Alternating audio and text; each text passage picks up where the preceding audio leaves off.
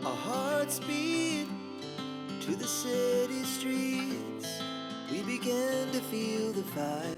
Video शुरू करने से पहले अगर आप हमारे चैनल पर बिल्कुल नए हैं तो प्लीज़ सब्सक्राइब कर लें और बेल आइकन का घंटी बजा लें ताकि सबसे पहले हमारा नोटिफिकेशन मिलता रहे।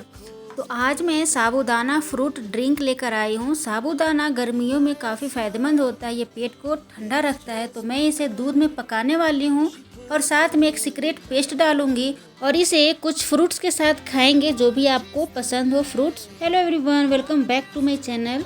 तो सबसे पहले मैंने यहाँ पे आधा कटोरी साबूदाना लिया है और ये बिल्कुल ब्लीच किया हुआ नहीं है और इसे 4 से 5 घंटे के लिए पानी में डाल देना है।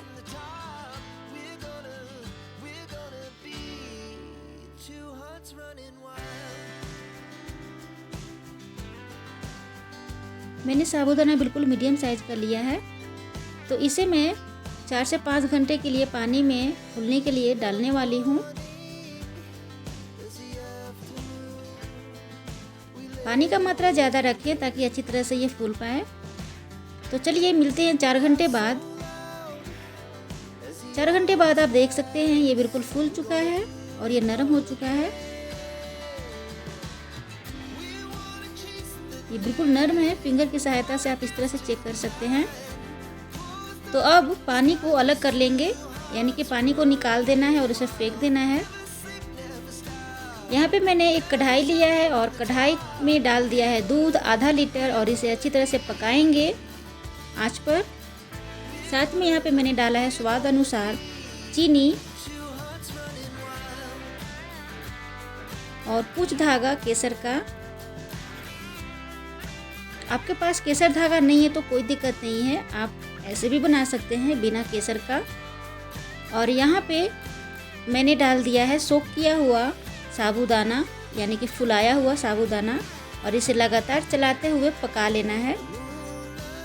लगातार चलाते हुए आपको पकाना है, बिल्कुल रुकना नहीं है। अगर आप रुक जाते हैं तो साबूदाना चिपक जाएगा।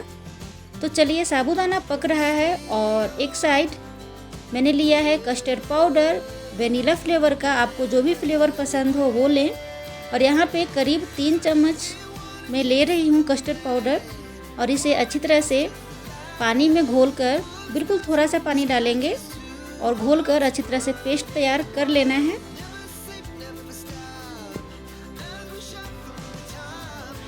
पेस्ट तैयार करने के बाद इसे रखे रहेंगे।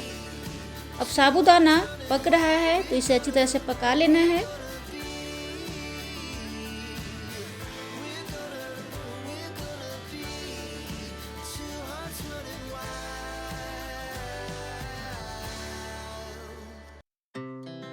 Our hearts beat to the city streets. We began to दूध काफ़ी गाढ़ा हो चुका है और अब यहीं पे मैं आधा गिलास लगभग पानी डाल रही हूँ ताकि अच्छी तरह से साबूदाना पक जाए। अगर आपके पास दूध की सुविधा हो तो आप दूध भी डाल सकते हैं।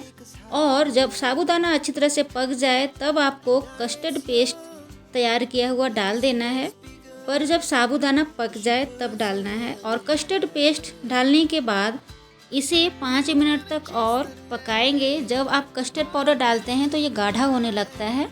अगर 5 मिनट आपने पका लिया तो जितना गाढ़ा खाना पसंद करते हैं उसी दौरान आपको गैस ऑफ कर देना है। पर अगर आप थोड़ा और पतला पसंद करते हैं खाना तो थोड़ा दूध मिला लें और इस तरह से आप चलाएं और थोड़ा और 1 से 2 मिनट तक पका लें अच्छी तरह से। अब ये पक चुका है, गैस को करेंगे ऑफ और इसे ठंडा कर लेंगे।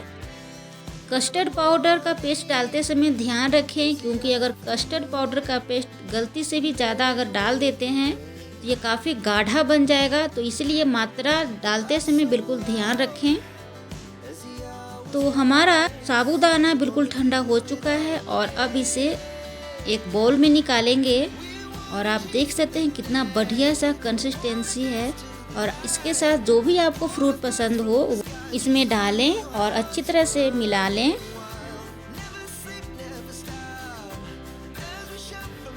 देख सकते हैं कितना बढ़िया सा ये बनकर तैयार हुआ है। ये खाने में काफ़ी बढ़िया टेस्ट आता है और पेट को काफ़ी ठंडा रखता है।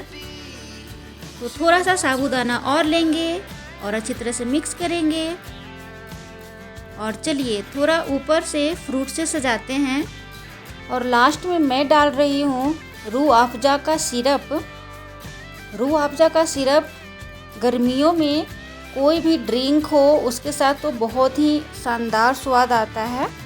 अगर आपको रूह अफ़ज़ा ख़रीदना हो तो आप मार्केट में जाकर किराना स्टोर पर पूछ सकते हैं, आपको मिल जाएगा। तो मेरी यह रेसिपी आप सभी को कैसी लगी ज़रूर बताएं और गर्मियों में इसे ज़रूर खाएं, पेट को ठंडा रखेगा और फुर्ती प्रदान करेगा।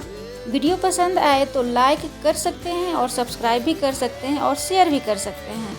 मिलते हैं नेक्स्ट वीडियोज़ में। Thank you so much for watching friends.